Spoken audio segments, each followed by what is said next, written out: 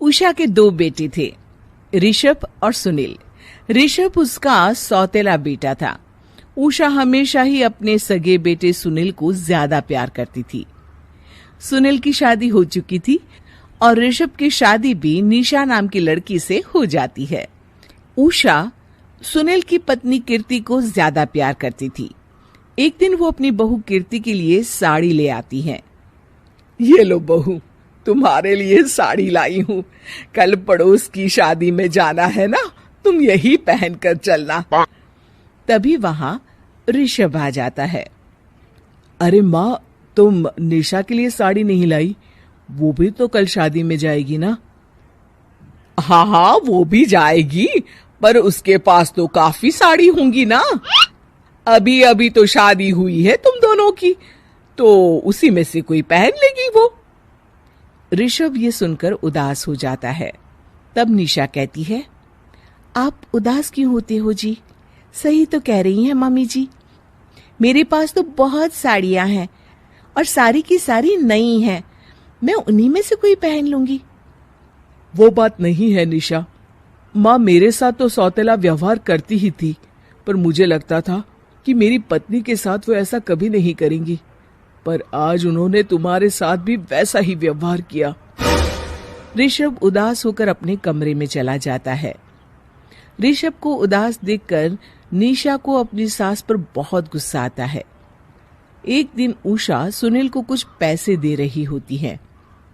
ले बेटा सुनील, ये कुछ पैसे रख ले और बहू को कहीं घुमा लिया। जी मम्मी जी। सुनील वहां से चला जाता है। मम्मी जी, आपने इन्हें तो कभी पैसे नहीं दिए। ऐसा सौतेला व्यवहार आप क्यों करती हैं? बहू, ये किस तरह से बात कर रही हो तुम अपनी सास से? कोई ऐसे सवाल करता है क्या अपनी सासू से? सास?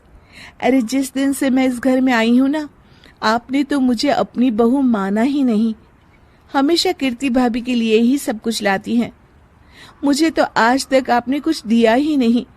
क्या मैं जानती नहीं कि आप ऐसा क्यों करती हैं? देख निशा, तू अपना काम कर, समझी? मेरे से बहस करने की कोई जरूरत नहीं है। तभी वहां ऋषभ आ जाता है। निशा, माँ से ऐसे बात नहीं करते। तुम जाओ अपने कमरे में। हाँ, जा रही हूँ। मुझे भी इनसे बात करने का कोई शौक नहीं है।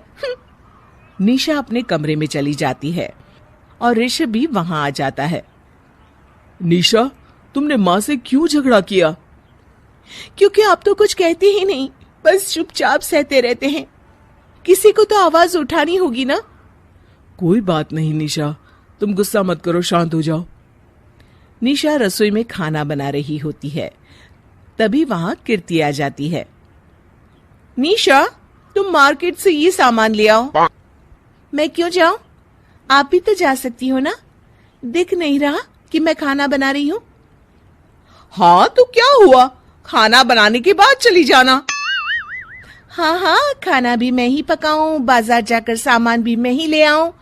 खुद तो कुछ करोगी नहीं, है ना? ओहो, जुबान तो देखो कैसे चल रही है। सुनो, तुम अभी आई हो इस घर में, तमीज में रहो, वरना सासू माँ से कहकर मायके भिजवा दूंगी तुम्हें। हाँ। ओ, हाथ लगाकर दिखाओ मुझे, देख लूंगी। बहुत मनमानी हो गई तुम दोनों की, समझी? निशा लिस्ट कीर्ति के ऊपर फेंक देती है। कीर्ति निशा को मारने आती है तो निशा उसका हाथ मोड़ देती है। मर गई रे, छोड़ मेरा हाथ। आज के बाद मुझसे कोई बदतमीजी की तो अच्छा नहीं होगा। कीर्ति रोते हुए अपने कमरे में चली जाती है। उस निशा चुड़ैल ने मेरा हाथ मोड़ दिया। मुझे नहीं रहना इस घर में। अरे कैसी बेकार की बातें कर रही हो। अरे निकालना ही है तो ऋषभ और निशा को निकालेंगे। नहीं, मुझे अलग घर चाहिए। कान खोलकर सुन लीजिए, हम दोनों इस घर से जल्द जाएंगे। आप नए घर का इंतजाम कीजिए बस। मैं इन दोनों के साथ ज्यादा नहीं रह सकती। हाँ, वैसे मैं भी कुछ दिनों से सोच रहा था। अच्छा हुआ तुमने कह दिया, मैं माँ को भी बता देता हूँ। माँ? वो क्या करेंगी तुम्हारे साथ जाकर? मैं चाहती हूँ कि तुम और मैं बस हम दोनों ही कहीं शिफ्ट हो जाएं, इस सब झमेले से दूर।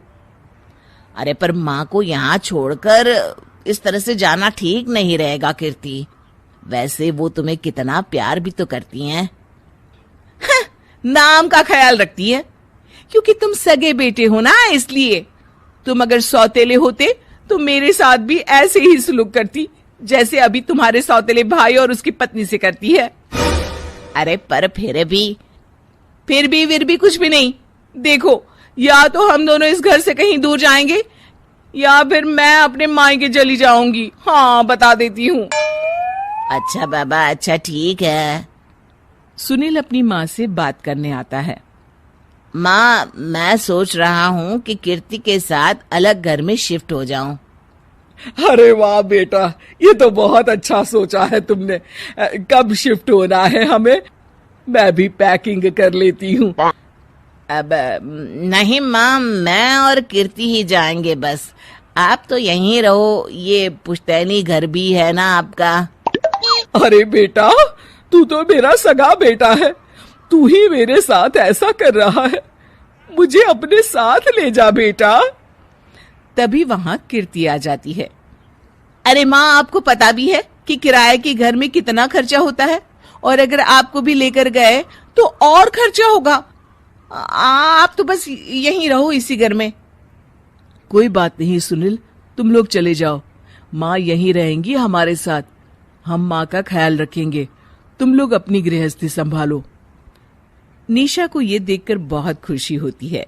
वो मन ही मन सोचती है, अब आया ना ऊंट पहाड़ के नीचे, अब मम्मी जी को पता चलेगा बड़ा सगा और सौतेला करती रहती थी।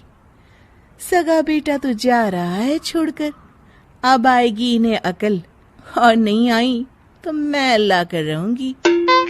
निशा अपनी सास को कैसे अपने सौतेले बेटे से मिलाएगी, जानने के लिए देखिए सौतेली माँ पार्ट 2।